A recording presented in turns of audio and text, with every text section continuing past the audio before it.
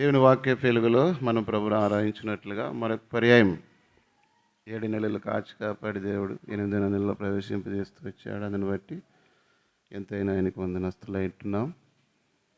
మరి ఎన్నో పరిస్థితులు ఉన్నప్పటికీ వాటన్నిటిలో నుండి దేవుడు మనల్ని తప్పించి విడిపించి ప్రభును ఆరాధించినట్లుగా ప్రభు చేసిన సాయాన్ని బట్టి ఎంతైనా ఆయనకు వందనస్తులు ఉంటున్నాం. ప్రభును ఆరాధించిన కొరకై దేవుని వాక్యంలో నుండి చూడండి,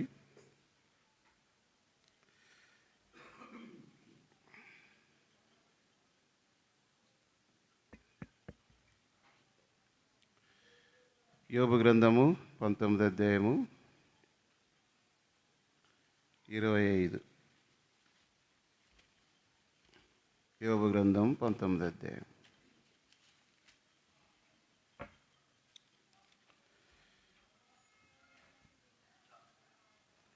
25, 26, 27 వచనాలు.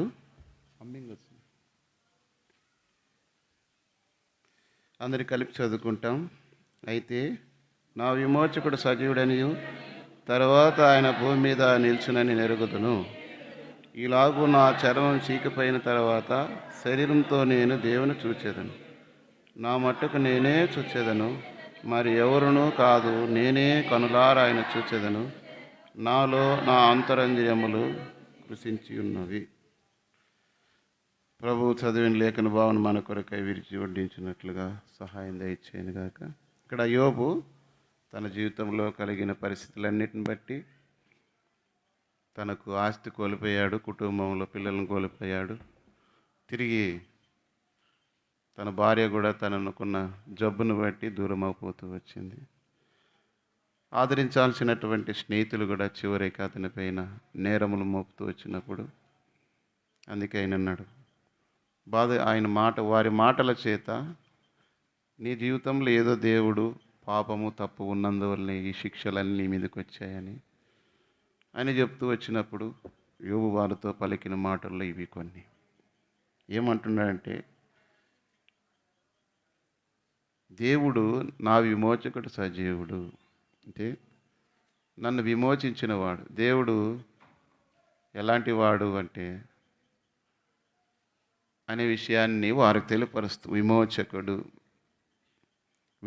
విడుదల అనుగ్రహించిన వాడు, లేదంటే ఉన్న పరిస్థితుల్లో నుండి బయటకు నడిపించిన వాడు అని సెలవిచ్చి వచ్చాడు. అంతేకాకుండా మనకు తెలుసు అపోస్తల కార్యంలో కూడా చూడండి, మొదటిగా 2వ అధ్యాయం 32వ వచనంలో పేతురు ప్రసంగించినప్పుడు, అపోస్తల కార్యములు 2:32,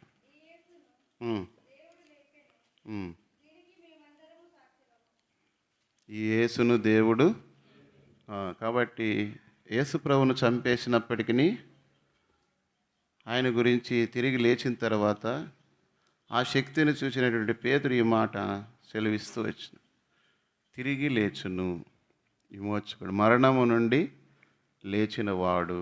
ఇదే చూడండి అపోస్తల కార్యం 3వ అధ్యాయం 15వ వచనం కూడా.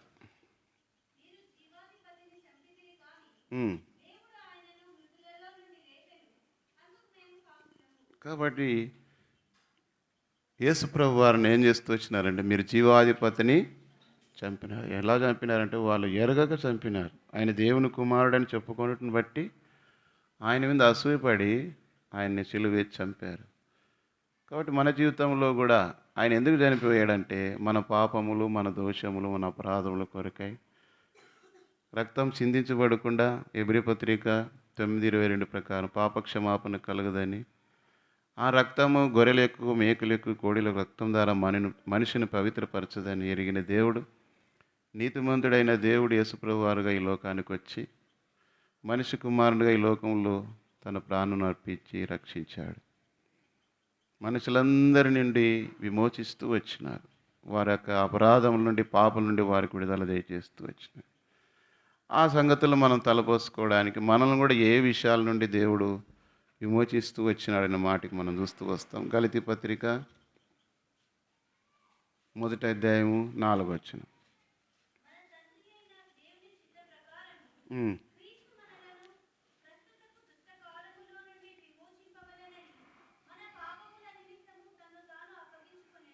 కాబట్టి ఆయన ప్రస్తుతపు దుష్టకాలంలో నుండి విమోచింపబడవలనని. ఈ లోకము ఆదికాండం మనకు తెలుసు, నోవా దినాల్లో ఈ లోకమంతా చెడిపోయింది. ఆ రీతిగా ఈ దినాల్లో నోవా దినాల్లో ఉన్నట్టుగానే ఈ దినాల్లో ఏమైపోయినాయంటే లోకమునంతా కూడా దుష్టుని యందు ఉంది కనుక, కాబట్టి దుష్టకాలంలో నుండి, అందుకే ఈ విషయాలు ప్రసంగి కూడా అంటారు దుర్దినములు రాకముందే అని. తర్వాత ఎఫెసు పత్రికములో దినములు చెడ్డవు గనుక సమయమును పోనీయక అంటాడు. తిమోతి 2వ పత్రిక 3వ అధ్యాయంలో మనం చూస్తే అంత్య దినములలో అపాయకరమైన కాలములు వచ్చు. అంటే ఇలాంటి చెడ్డ దినాల్లో దేవుడు మనల్ని ఏం చేసి, ఈ దుష్ట లోకములో చూసినట్లయితే ఇప్పుడు ఎట్లున్నాయంటే పరిస్థితులు, కుటుంబాల్లో కావచ్చు, భార్యాభర్తల మధ్యలో కావచ్చు, ఈ దుష్టలోకం అన్నిటికంటే మించింది ఏమంటే, వార్తలు వింటూ వస్తాం, రకరకాలు జరుగుతున్నాయి వాస్తవం. కానీ కన్న కుమారుని పిల్లలను, కన్న బిడ్డను బస్టాండ్ వదిలేసి ఒక తల్లి మరొకరి వెంట వెళ్ళిపోయింది.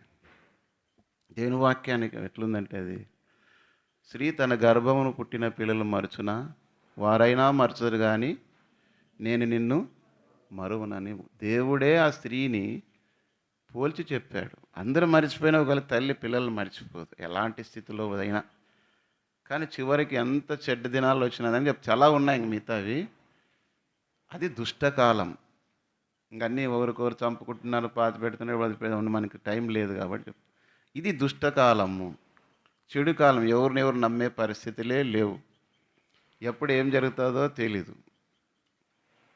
అలాంటి పరిస్థితుల్లో ఈ దుష్టలోకంలో నుండి దేవుడు మనల్ని విడిపించి, ఈ లోకమంతా చెడిపోయింది. ఎట్లుందంటే ఎంతో భ్రష్టత్వం, వయసుతో నిమిత్తం లేకుండా పిల్లలు కూడా వాళ్ళకు వయసు మించినటువంటి విధానంలో ప్రవర్తిస్తున్నారు. తినేది, తాగేది, తిరిగి చెడు వ్యసనాలకు బానిసలు అయ్యేది. కొంతమంది తల్లిదండ్రులను పిల్లలే చంపుతున్నారు.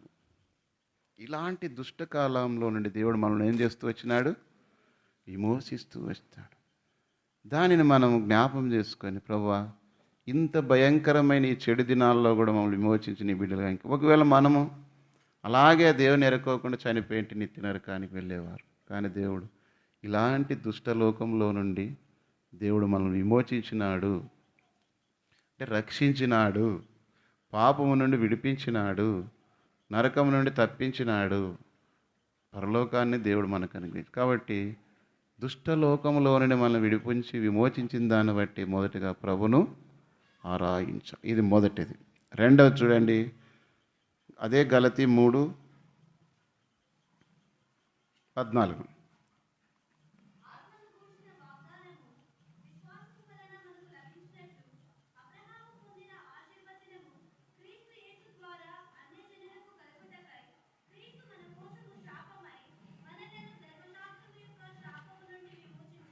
కాబట్టి ధర్మశాస్త్రం యొక్క శాపం, ధర్మశాస్త్రం యొక్క శాపం ఏమంటే పాపం చేసిన వాడు శిక్షకు పాత్రుడు. అదే మనం తెలుసు ఆ స్త్రీని, అయ్యా ధర్మశాస్త్రం ప్రకారము వ్యభిచారం చేయుచుండగా పట్టబడిన స్త్రీని ఏం చేయాలి, రాళ్ళతో కొట్టి చంపవలను కదా అన్నాడు. అది శాపం.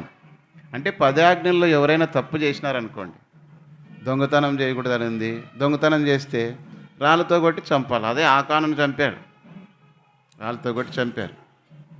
ఒకడు ఆదివారము సంఖ్యాకాండం రాయబడింది, కట్టెలు ఏరుకోవడానికి వెళితే విశ్రాంతి దినాన దానిని బట్టి పనికి వెళ్ళిన దాన్ని బట్టి కూడా అతని రాళ్ళతో కొట్టి చంపాలని నిర్ణయించబడింది.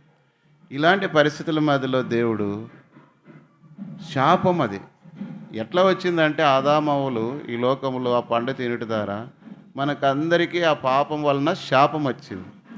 ఆ శాపం ఎలాంటిదంటే దావీదు మహారాజు 51:5 అంటాడు కదా, నేను పాపంలోనే పుట్టిన వాడను, పాపంలోనే నా తల్లి నన్ను గర్భమున ధరించెను అని రాయబడింది. ఎట్లా అంటే చదవండి, ఆదికాండం 3:14. ఒకరు 14 చదవండి, ఒకరు 17 చదవండి.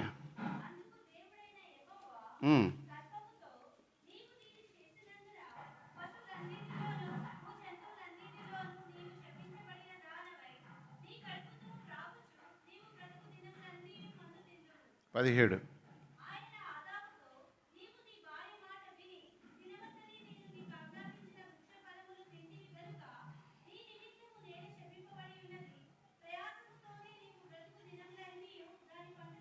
కాబట్టి ఇక్కడ భూమిని కూడా ఆదామోలు చేసిన దాన్ని బట్టి భూమి పంట అన్నీ కూడా శపించబడ్డాయి. నేను అనుకున్నాను, ఒక బస్సులో వస్తూ చూస్తూ ఒక్కొరు పనులు చేస్తుంటే, ఒకరేమో మట్టి పని చేస్తున్నారు, ఒకరేమో లారీలు డ్రైవింగ్ చేస్తున్నారు, ఆటోలు తోలుతున్నారు, విమానాలు విమానాలు తోలుతారు. హంబింగ్ అది అన్నీ వాక్యం చేసినాను తగ్గి ఏం పర్వాలేదు, అంతే వినపడుతుంది. దాదాపుగా అందరికీ వినపడతాయి, చిన్నగా పెట్టుకున్నా పర్వాలేదు. కాబట్టి అనుకున్నాను, దేవుడు నియమించిన నియమంలో ఉండక మానవుడు తప్పు చేసిన దానికి ఎలాంటివంటే, ఒకవేళ చదువుకున్న వాళ్ళు, ఒకవేళ వాళ్ళైనా ఉద్యోగాలు చేసేవాళ్ళు పొద్దున్న లేసేనే బయలుదేరి ఆ ఊరు పోయి ఈ ఊరు పోయి, అది లేట్ అయినా ఇది లేట్ అయినా, తర్వాత ఇట్లయినా బస్సులైనా ట్రైన్లైనా ఎక్కడ పోయినా ఎంత ఇబ్బందులు పడతారు, ఎంతో ప్రయాసపడి ఉద్యోగాలు చేస్తారు. ఒకళ్ళంతా మళ్ళీ రాత్రి రావాలి, ప్రతిరోజు అప్ అండ్ డౌన్ చేసే డ్యూటీలు ఉంటాయి. కొంతమంది ఎంత ఉన్నా కనీసం ఆఫీస్కి పోయి పనులు చేసే ఉంటాయి, అక్కడ పోయిన తర్వాత కొన్ని పనులు ఉంటాయి. అది ఒకవేళ కొంత చదువుకొని కొంత ఒక స్థితిలో ఉన్న వాళ్ళకి ఆ పనులు ఉంటే, మిగతా పనులు చేసేవాళ్ళు ఎండనక గాలనక ఆహారం టయానికి తినక సరైన ఇది లేక, తర్వాత పొలాల్లో పనులు చేసేవాళ్ళు, వాహనాలు నడిపేవాళ్ళు, ఇంకా అన్నీ పనులు అంటే ఇంకా చెప్పుకోవడానికి అన్నీ తెలుసు మనకి. కారణం ఏమంటే ఆనాడు దేవుని ఆజ్ఞను అతిక్రమించుట ద్వారా మానవునికి విశ్రాంతి లేకుండగా ఏదో రకమైన జీవితంలో సుఖముగా ఏదో రకంగా బ్రతకాల. మనం ఊరికి ఉందామనుకున్నా కడప మన ఊరుకో ఉన్నది కదా, దాని పని దానిదే. దానికోసం ఏదో పని చేయాలా, దాన్ని నింపాలా. కాబట్టి శాపము, ఆదామవుల నుంచి పొందిన శాపము మనకు లేకుండా దేవుడు ప్రభువైన యేసుక్రీస్తు వారు చేస్తూ వచ్చిన మొదటి మానవుడు అయినటువంటి ఆదాము పాపం చేయటం బట్టి రెండో మానవుడుగా ప్రభువైన యేసుక్రీస్తు వారు ఈ లోకానికి వచ్చి ఆ శాపము నుండి మనకు విడుదల అనుగ్రహిస్తూ, ఇదే మనం చదువుకున్న 3:14 క్రీస్తు మన కోసము శాపమై మనల్ని ధర్మశాస్త్రం యొక్క శాపము నుండి మన దోషమును బట్టి మన పాపను బట్టి మనకు శిక్ష రావాలా. చదవండి 103వ కీర్తన 10 కీర్తన 103:10.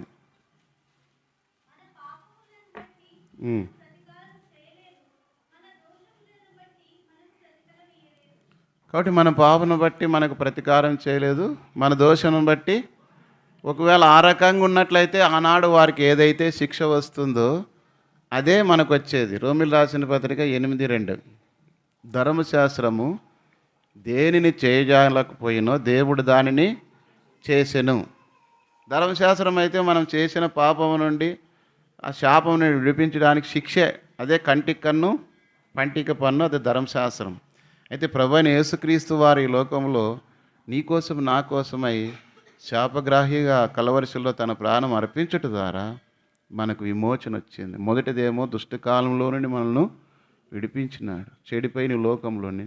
రెండవది చూసినట్లయితే శాపము నుండి మనలను విమోచించినాడు. మూడవది చూడండి,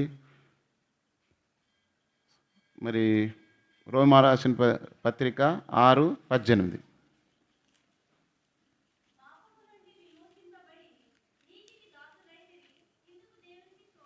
కాబట్టి పాపము నుండి మనమును విమోచించబడుతూ వచ్చినాం. పాపం వలన వచ్చే జీతము మరణం, దేవుని శిక్ష మరణం. అలాంటి మరణం నుండి, పాపం నుండి విమోచించబడి మనము ఏమైతే వచ్చినామంటే, విమోచించబడి నీతికి దాసులవుతూ వచ్చినాము. అదే రోమా 8:4 చదవండి.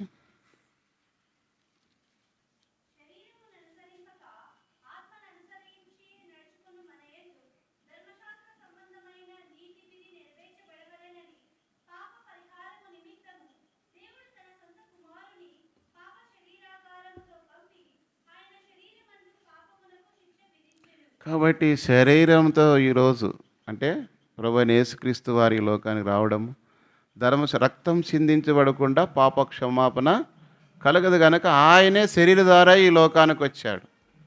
కారణం ఏమంటే అది హెబ్రీ 9:15 రాయబడిన ప్రకారము కోడల యొక్క మేకల యొక్క ఎద్దుల యొక్క రక్తం ద్వారా మనకు విమోచన కలదు. అదే అంటాడు కదా ఆయన.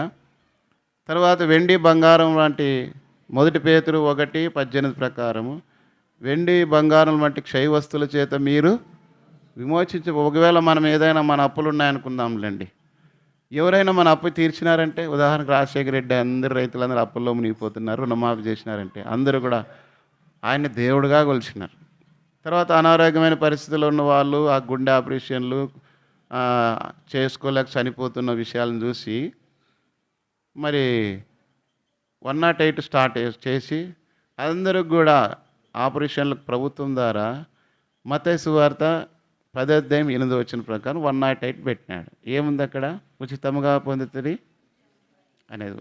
ఉచితమే, అంతే. ఫోన్ చేసే చాలు ఉచితంగా తీసుకొని వాడు పెట్టి తర్వాత వాళ్ళకి కూడా మరి డబ్బులు ఇచ్చేవాళ్ళు అక్కడ ఉన్న పేషెంట్కి. ఒక అటెండ్ అంటే ఒక వ్యక్తికి కూడా భోజనము, పేషెంట్కి భోజనము, వాళ్ళ ఛార్జీలకు కూడా డబ్బులు ఇచ్చారు. అది రోగము నుండి ఒకవేళ భౌతికంగా ఆయన ఆ రకంగా చేసి ఉండొచ్చు, కానీ ప్రభు అయిన యేసుక్రీస్తు నిత్య నరకము నుండి మనల్ని తప్పించేవారు ఎవరు లేరు. అది ప్రభు అయిన యేసుక్రీస్తు వారు మాత్రమే.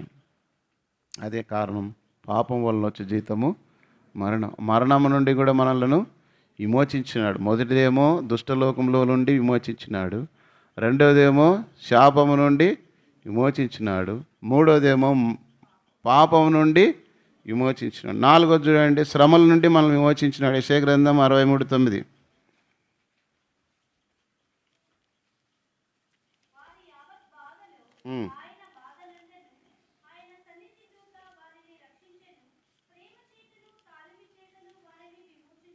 కాబట్టి వారు యావత్ బాధలో బాధ పొంది ప్రేమ చేత తాళం చేత వారిని ఏం చేస్తూ వచ్చినాడు? విమోచించినాడు. దేవుని ప్రజలు వారు చేసినటువంటి ఆ 430 సంవత్సరములో 5 దాసత్వములో ఎంతో శ్రమపడ్డారు. అంతేకాకుండా అరణ్యంలో కూడా అనేకమైన పరిస్థితులు, తెగుళ్ళు వచ్చినాయి, శత్రువులు వచ్చినాడు, ఆహారం కొరత ఏర్పడింది, నీటి కొరత ఏర్పడింది, రకరకాల పరిస్థితులు. అయితే వాటన్నిటిలో నుండి ఆయన వారి యావత్ బాధలు ఆయన బాధను, మన బాధలు ఎన్నో ఒక దినానికి వ్యక్తిగతంగా ఉంటాయి, కుటుంబంగా ఉంటాయి, సమాజపరంగా కూడా రకరకాల బాధ. దేవుని వాక్యం ఎట్లుందంటే చదవండి. యోబు అంటాడుగా తనకు కలిగిన పరిస్థితులు. 3వ అధ్యాయం యోబు గ్రంథం చివరి మాట, నాకు నెమ్మది లేదు, సుఖము లేదు, విశ్రాంతి లేదు, శ్రమయే సంభవించున్నది. 3వ వచనం చదవమా, 3:3 కూడా.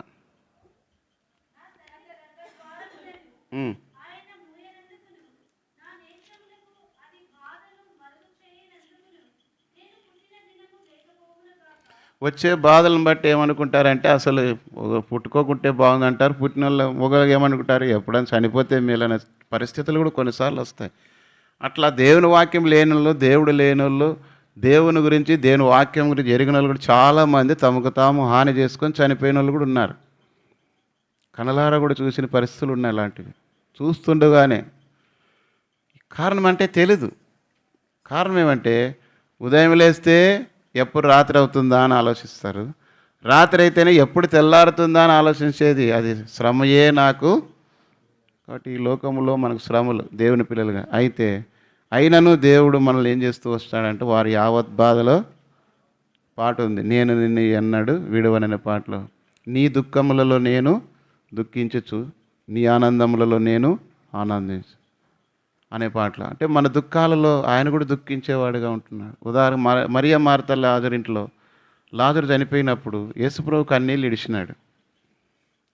మనకు తెలియకుండానే మనం పడే బాధ, దుఃఖము కన్నీటిని ఆయన చూస్తూ మన ఎదుటే ఉంటాడు. నువ్వు అది గమనించాలి. అందుకే ప్రకటనలో రాయబడింది కదా, మీ ప్రతి కన్నీటి బాష్ప బిందువుని ఆయన, నువ్వు ఏడుస్తున్నప్పుడు ఆయన ఉరికే ఉండడు సుమా, నీకు తెలియకుండా నీతో కూర్చొని నిన్ను ఆదరిస్తాడు. కొన్నిసార్లు ఎట్లా ఆదరిస్తాడంటే దేవుని వాక్యం చదువుట ద్వారా, దేవుని వాక్యం వినుట ద్వారా, మందిరానికి రావటం ద్వారా, ప్రార్థన చేసుకోవటం ద్వారా, ఈ యొక్క సమాజంలో చేరుట ద్వారా మనల్ని ఏం చేస్తున్నాడంటే ప్రభు మనల్ని ఆదరిస్తున్నాడు.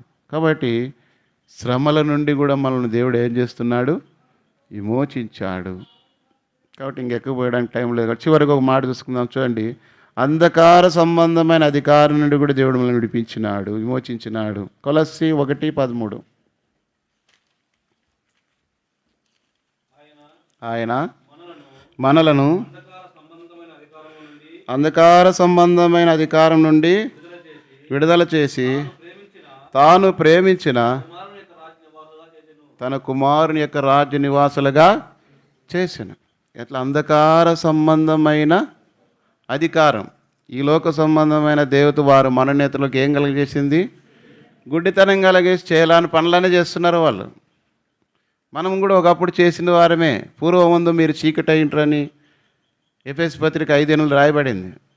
దేవుని ఎరిగినప్పుడు లోకంతో పాటు ఇప్పుడు ఎట్లయితే వారు తినుచు త్రాగుచు గంతులేస్తూ సుఖిస్తూ లోకమందు భ్రష్టత్వంలో మనం జీవిస్తూ ఉన్నప్పుడు ఈ అంధకారమైన సంబంధత దేవత ఇదే మంచిది, ఇదే కరెక్టు అన్నట్లుగా లోకంలో మనం వాళ్ళ వరే గుడ్డిగా నిజమునకు దేవులు కాని వాటిని పూజిస్తూ ఆరాయిస్తున్నప్పుడు ప్రభువైన యేసుక్రీస్తు వారు ఆ అంధకార సంబంధమైన జీవితం విడిపించి ఆయన కుమారుడైన యేసుక్రీస్తు రాజ్య వారసులుగా చేసెను.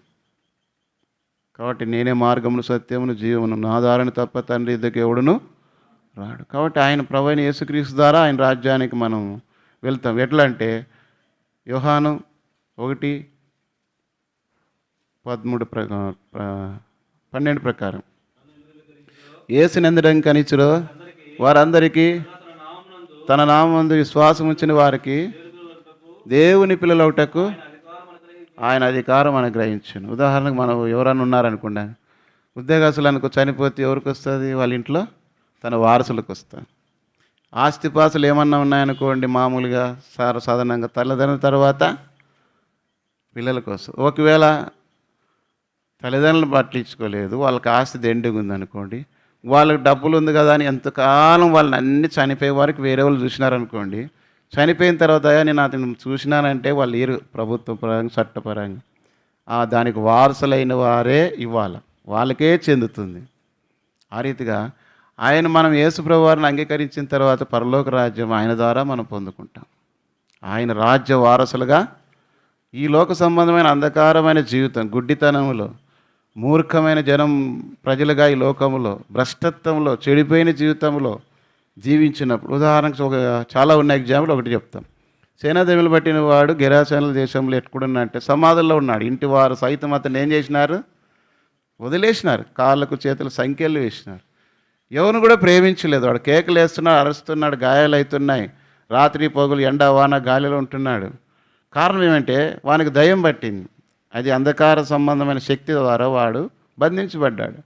ప్రభువైన యేసుక్రీస్తు వారు అతను ప్రేమించినప్పుడు అతని దగ్గరికి వెళితే ఆ దయాలు వచ్చినాయి. సర్వోన్నతుడైన దేవుని కుమారుడు మాతో నీకేమి పని అంటే ప్రభు అన్నాడు, ఇతను వదిలిపోండి అన్నాడు.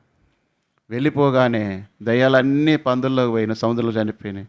వాడు స్వస్థచిత్తుడై ప్రభు అయిన యేసుక్రీస్తు వారి పాదాల దగ్గర కూర్చున్నాడు. వారి అంధకారమైన జీవితం పోయింది. ఇంకా పాత జీవితం, ఈ యుగ సంబంధమైన దేవతలు వారిని పట్టి పీడించి గుడ్డితనంలో వేసింది. అది విడుదల పొందుతూ వచ్చినాడు. ఇప్పుడు ఎక్కడున్నాడంటే యేసు పాదముల దగ్గర కూర్చున్నాడు. మనం కూడా ఒక దినాన్ని ఈ లోకంలో కన్ను మూస్తే పరలోక రాజ్యంలో మన విశ్వాసం కాపాడుకొని ప్రభు కొరకు నమ్మకంగా జీవిస్తే ఆయనతో కూడా మనం ఒక దినాన్ని ఉంటాం.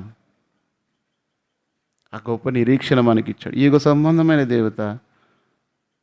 ఆ రీతిగా మరి గుడ్డితనంలో నుండి దేవుడు మనల్ని విడిపిస్తూ వచ్చినాడు. మొదటిగా దుష్టకాలంలో నుండి దేవుడు మనల్ని విమోచించాడు. రెండవది శాపము నుండి విమోచించాడు. మూడవది పాపము నుండి విడిపించినాడు. నాలుగవది శ్రమల నుండి విడిపించినాడు. ఐదవది అంధకార సంబంధమైన జీవితం నుండి కూడా మనల్ని విమోచించాడు. కనుక ఈ 5 వాళ్ళు ఒక్కటైనా చాలు. నీ జీవితంలో దేవుడు జరిగించిన కార్యం బట్టి ప్రభును క్లుప్తంగా ఆరాధన చేయాలి. 1 ప్రకటన 1:6 అది చదువుకొని మనం ప్రభుని ఆరాధిస్తూ వస్తాం.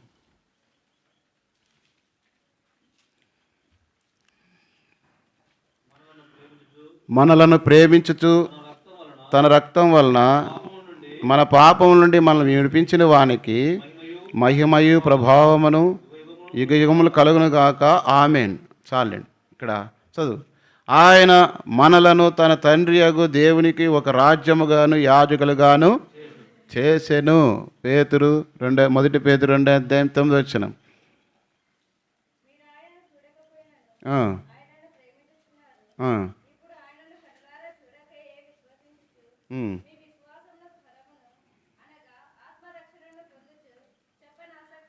కాదమ్మా, ఇంకో మాట, రాజులైన యాజకులుగా చేసి. ఎన్నో వచ్చిన చెప్పండి. 9 మొదటి పేతురే కదా నేను చెప్పింది. 2:9 కదా. 1:9 చదివిన. సరే, 2:9 చదవండి. మీరు చీకట్లో నుండి ఆశ్చర్యకరమైన తన వెలుగులోనికి మిమ్మల్ని పిలిచిన వాని గుణాతిశయములను ప్రచురం చేయ నిమిత్తము ఏర్పరచబడిన వంశము, రాజులైన యాజక సమూహము, పరిశుద్ధ జనములు, దేవుని సొత్తైన ప్రజలనై ఉన్నారు. ఇప్పుడు దేవుని ప్రజలై మార్చబడి ఉన్నాం. ఈ అనుభవాలు నా విమోచకుడు సజీవుడని యోబు దేవుని స్తుతించి ఆరాయించినట్టుగా మన జీవితంలో కూడా ప్రభా నన్ను ఈ దుష్టలోకంలో నుండి విమోచించినావుని బట్టి నీకు వందనాలు. శాపం వలన పొందే శిక్ష నుండి నన్ను తప్పిస్తూ విమోచించినావు. పాపం వలన వచ్చే జీతం మరణం అయితే ప్రభా అయిన యేసుక్రీస్తు నందు నిత్య జీవం. ప్రభా నాకు పాపం నుండి నన్ను విమోచించినావు. అంతేకాదు ఈ లోకయాత్రలు ఎన్నో శ్రమలు, దుఃఖములు, వేదనలు అయితే శ్రమలన్నిటిలో నన్ను విమోచించినావు. 5వది ప్రభా, ఈ అంధకారమైన సంబంధమైన జీవితం ఈ లోకంలో కలిగి జీవిస్తున్నప్పుడు నన్ను విమోచించి ఈ యొక్క పరలోక సంబంధమైన తేజోవాసులైన పరిశుద్ధుల స్వాస్థ్యములో నీ కుమారు రాజ్య వారసులుగా చేసినందుని బట్టి నిన్ను స్తుతిస్తూ ఆరాయిస్తున్నాను. ఈ అనుభవం కలిగిన వారే ప్రభుని ఆరాయించినట్లుగా ప్రభు సహాయం చేయను.